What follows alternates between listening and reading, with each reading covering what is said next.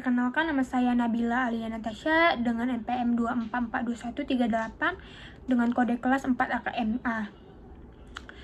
Di sini saya akan menjelaskan tugas saya, yaitu membuat siklus akuntansi. Jenis usaha yang saya pilih adalah desain. Nama usaha saya adalah Khusus Desain. Perusahaan yang saya pilih ini merupakan perusahaan jasa yang bergerak di bidang desain. Layanan yang diberikan meliputi pembuatan desain grafis, desain logo, branding, desain promosi, desain media sosial, serta berbagai kebutuhan desain visual lainnya. Sumber pendapatan perusahaan berasal dari jasa desain yang diberikan kepada klien. Tujuan usaha ini adalah untuk membantu klien menciptakan identitas dan media promosi yang menarik, kreatif, dan sesuai dengan kebutuhan bisnis personal lainnya.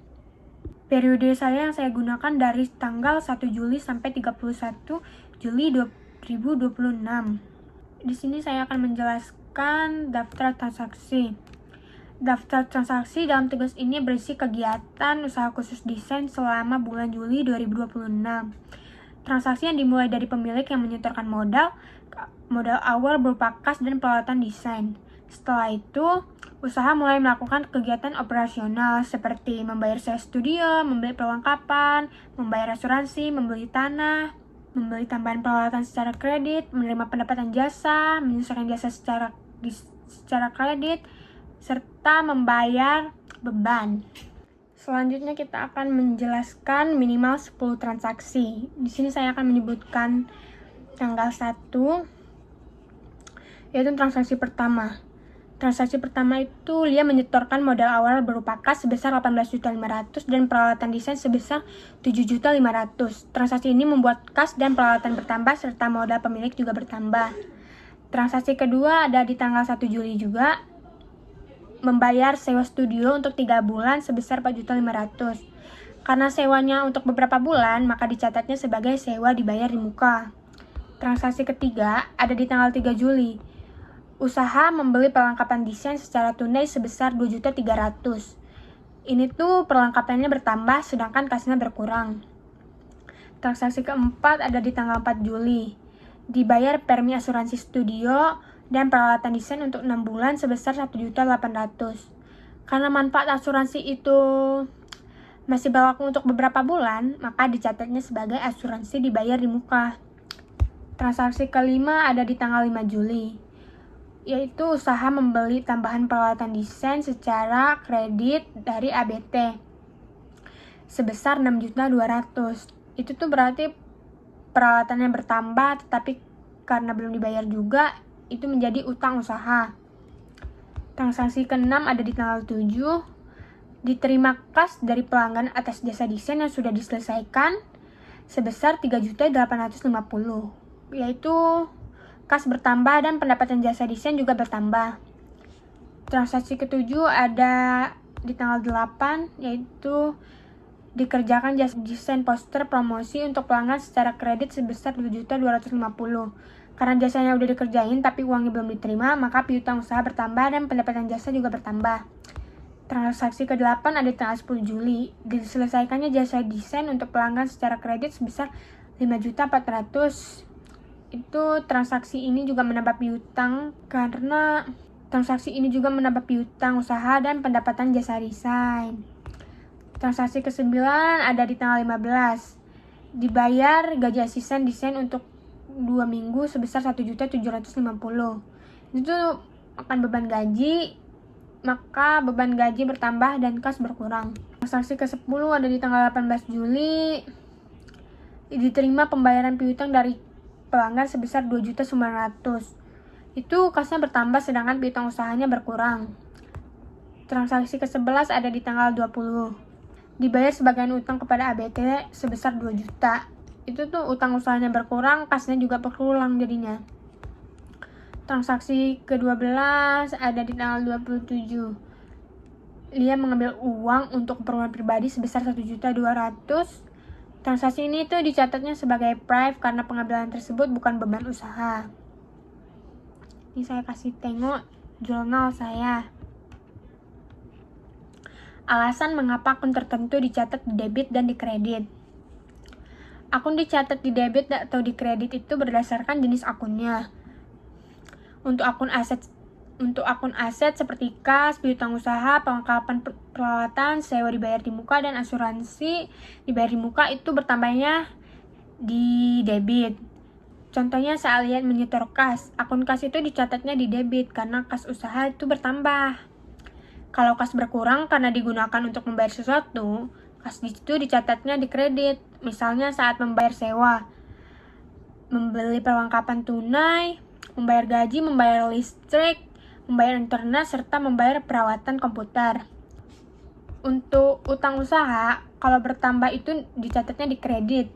Contohnya kayak membeli peralatan secara kredit dari ABT Supply, itu tuh utang usaha dicatatnya di kredit, tapi saat utang dibayar, utang usaha dicatat di debit karena jumlah utangnya berkurang. Untuk pendapatan jasa desain, kalau misalnya bertambah dicatatnya itu di kredit. Misalnya kalau kita menerima kas dari pelanggan atau menyelesaikan jasa desain secara kredit, pendapatan dicatat itu di kredit karena usahanya memperoleh penghasilan.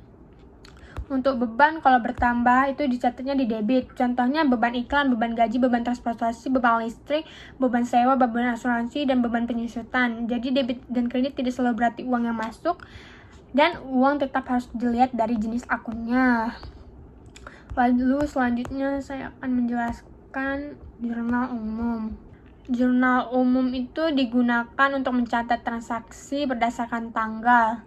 Setelah itu transaksi diposting ke buku besar agar setiap akun memiliki saldo yang akan digunakan untuk membuat neraca. Ini saya kasih tunjuk jurnal umum saya.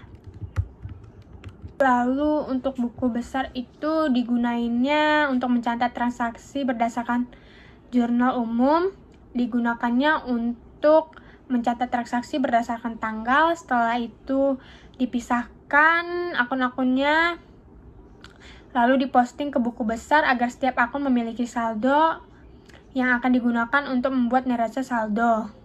Kalau buku besar itu tuh jurnal umum yang digunakan untuk mencatat berdasarkan jurnal, yang digunakan untuk mencatat transaksi berdasarkan tanggal, dan dipisahkan akun-akunnya.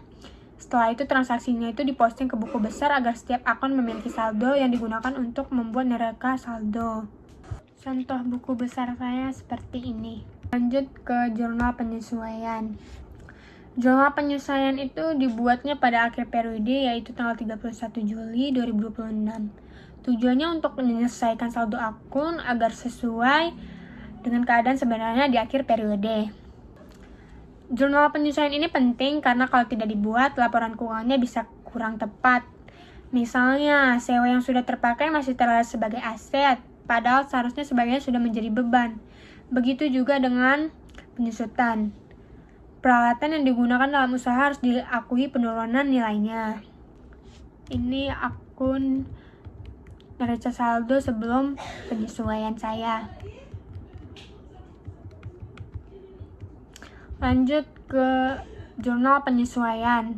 Jurnal penyesuaian itu dibuatnya di akhir periode untuk mencatat beban sewa, asuransi, penyusutan peralatan, dan penyesuaian lainnya agar laporan keuangan sesuai kondisi sebenarnya.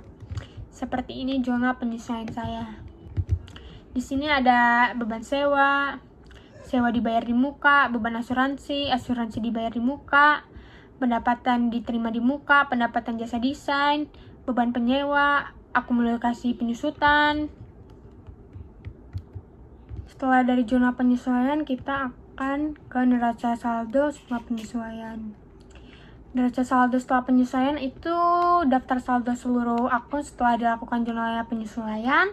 Neraca ini tuh digunakan untuk memastikan saldo debit dan kredit tetap balance serta menjadi dasar dalam menyusun laporan laba rugi, laporan perubahan ekuitas, dan laporan posisi keuangan. Ini neraca saldo setelah penyesuaian saya. Lanjut ke laporan laba rugi dan perubahan modal. Seperti yang saya bilang tadi, laporan keuangan itu terdiri dari laporan laba rugi, laporan perubahan ekuitas, laporan posisi keuangan. Laporan ini menunjukkan laba usaha, perubahan modal, serta aset kewajiban dan modal pada akhir periode. Laporan laba rugi dan perubahan modal saya, ini saya dapatkan angka-angkanya dari buku besar. setelah penyesuaian. Lanjut ke neraca, yaitu laporan posisi keuangan neraca. Lalu ada penjelasan neraca saldo setelah penutupan. Neraca saldo setelah penutupan itu dibuat setelah jurnal penutupan selesai. Neraca ini hanya berisi akun permanen, yaitu akun yang masih bisa berlanjut ke periode berikutnya, atau akun tersebut terdiri dari aset, kewajiban, dan modal. Selanjutnya kita akan ke jurnal penutup. Jurnal penutup itu digunanya untuk menutup akun sementara, yaitu pendapatan, beban, prive, sehingga saldo akun tersebut kembalinya ke nol. Kalau neraca saldo setelah penutupan itu berisi akun-akun permanen kayak aset, kewajiban, dan modal. Tujuannya itu untuk memastikan saldo debit dan kredit tetap balance. Ini ada contoh-contoh neraca saldo saya setelah penutup. Ada jurnal penutup dan ada jurnal neraca saldo setelah penutup. Yang terakhir ada refleksi. Bagian apa sih yang sulit dari akuntansi menurut saya? Yaitu pertama ada pemindahan jurnal, karena pemindahan jurnal itu saya membutuhkan waktu yang sangat banyak untuk membuat garis-garisnya. Terus memindahkan buku-bukunya, memindahkan akun-akunnya, memindahkan angka-angkanya lagi. Terus yang kedua, membuat jurnal penyesuaian. Karena saya harus memahami akun yang perlu disesuaikan di akhir periodenya dulu, baru kita dapat membuat jurnalnya.